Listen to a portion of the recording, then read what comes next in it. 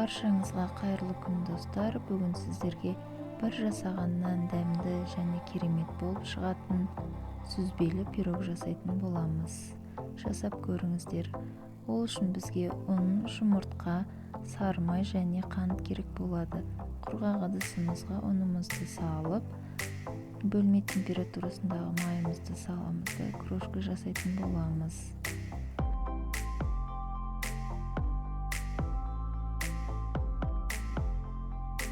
ұн мен майымыздың үстіне қантымызды және жұмыртқамызды салып, жақсылап қамырлайтын боламыз. Қамырымыз өте жұмсақ болмау керек, өте қатты болмау керек. Жұмыс жасауға өте ыңғайлы, бізде пластилин сияқты қамыр шығады. Қамырымызды формаға жайғастырамыз. Видеода көріп тұрғандарыңызды жасайсыздар.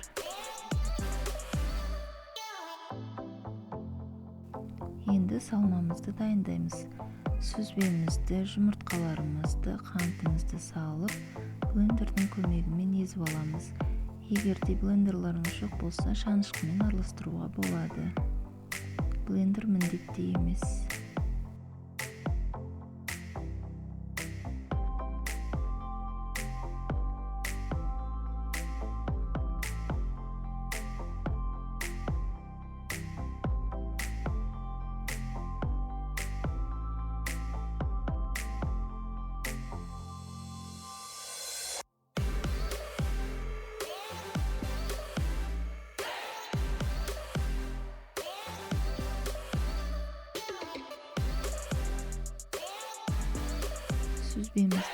Сүзбемізді дайын қамырымыздың үстіне құямыз.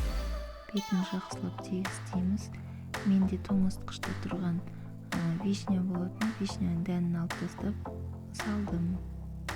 Сіздерде қандай жеміс-жидек бар, соны салсаңыздар болады, өз еркілеріңізде.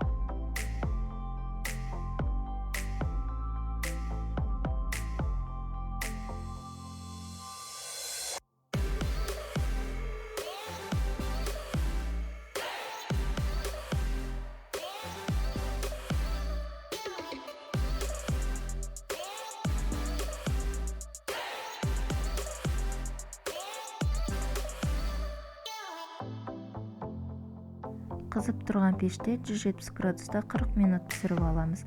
Піскен пирогымызды шығарып, міндетті түрде 2 сағат суытамыз. Суыған пирогымызды кесіп ұсына беруге болады. Қонақтарыңызды қонсаңыздар болады, және де заказға алсаңыздар, сұранысқа өте ие хит пирогтардың бірі. Жасап көріңіздер. Ас болсын. Менімен бірге болғандарыңызға рахмет.